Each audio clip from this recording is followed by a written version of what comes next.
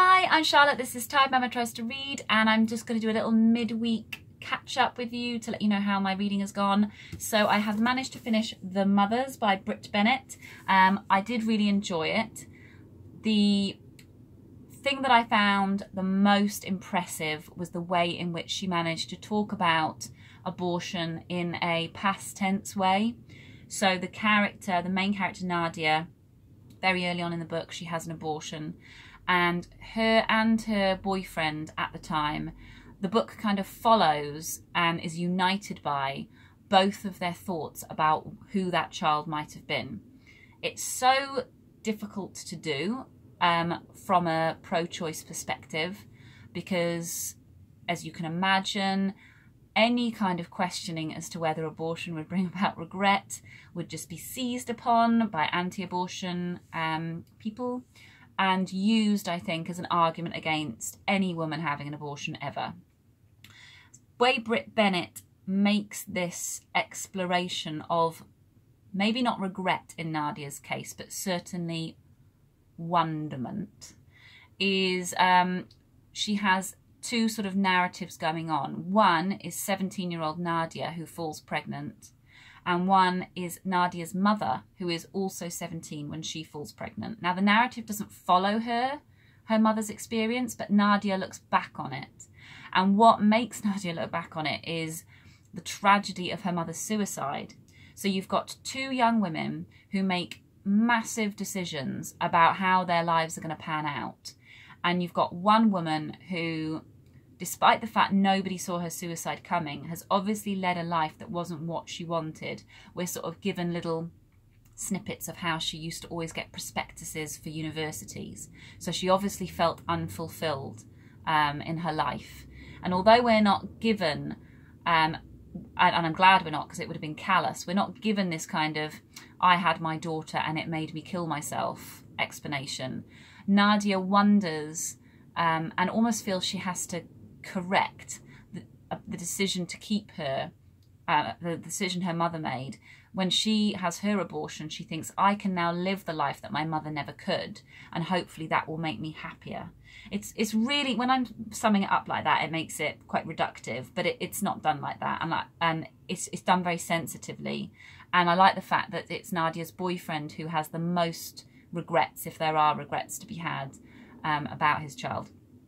What let the novel down for me was just the fact that the amazing friendship between Nadia and Aubrey, Aubrey being a church-going, cargo shorts wearing. We don't really use the word cargo shorts in the UK, but I've kind of got an image. I feel like she's always going camping when they say cargo shorts, I don't know. Wearing kind of a bit of a goody two-shoes, and then Nadia, who's this rebellious, overtly sexual person who is only at the church because she's sort of almost doing community service on behalf of her father because she crashed his truck. They have this amazing friendship, this amazing bond between them. They become each other's family, and I'm really gutted that was ruined in the end by the kind of sexual jealousies that women are often portrayed as having. So that was sad for me, but it wasn't done in a Sally Rooney way. I know I keep going on about her, but I'm still not over it. It's not done in that way. The characters have a lot more depth to them when they are lying to one another. Yeah, that's the only thing that ruined it. I'd say it's a 4-star read, maybe 3.75. I did really like it. And Brit Bennett, the fact that she managed to write that, I'd like to see what else she does. Then I've almost finished. I've just got the conclusion to go of Too Fat, Too Slutty, Too Loud, The Rise and Reign of the Unruly Woman by Helen Petersen. I really enjoyed this whole book. I've flown through it because it's just so Moorish, you know.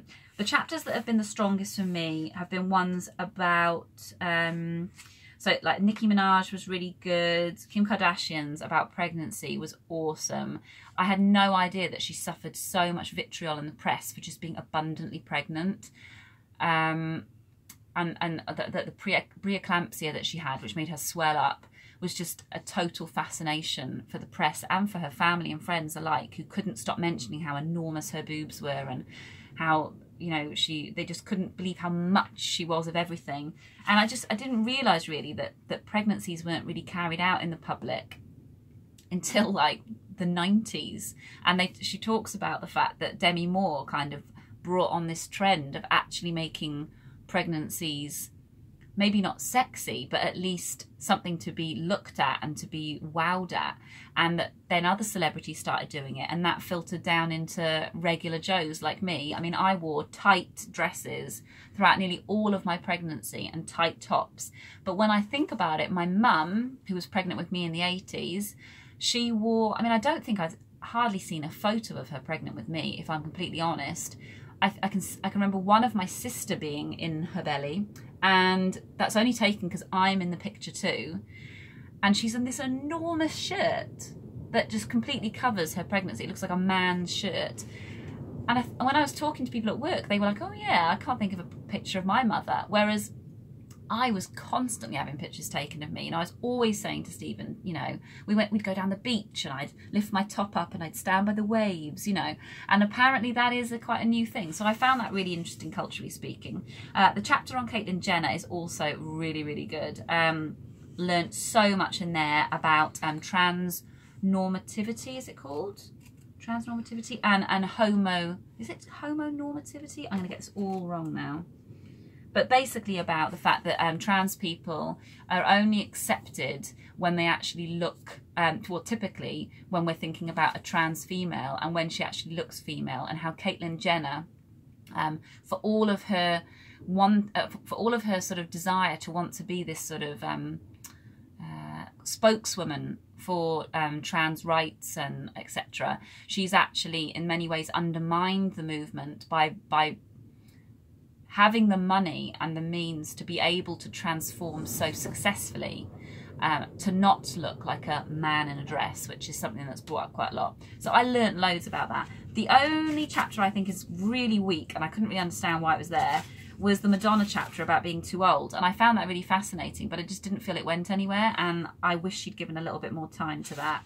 And also, including Lena Dunham in the book, I can understand why she would fit under the headline of Too Naked, but I felt like Helen Petersen blamed all of the negative press against Lena Dunham on the fact that she's been naked, whereas from my perspective, as someone who classes themselves as an intersectional feminist, and I know that Lena Dunham classes herself as an intersectional feminist, the reason why I've struggled with Lena Dunham has been that she just seems so reactionary. She seems to do so many things that make you just think, oh, why didn't you think before you did that?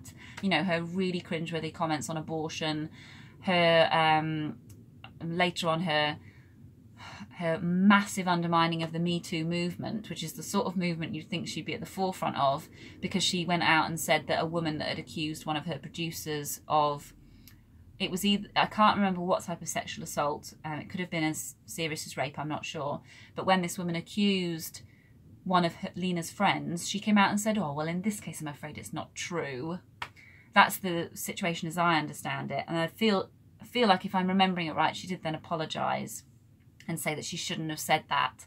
But, you know, I'm exhausted by Lena Dunham because I want her so badly to do well, but I don't want to cancel anybody. But yeah, I feel like Helen Petersen glossed over that in a massive way and blamed it all on the fact that people can't handle the fact that she's naked. And I don't actually think that is why. We're still reading this. Me and Jo are going to try, and we're the last women standing at the moment.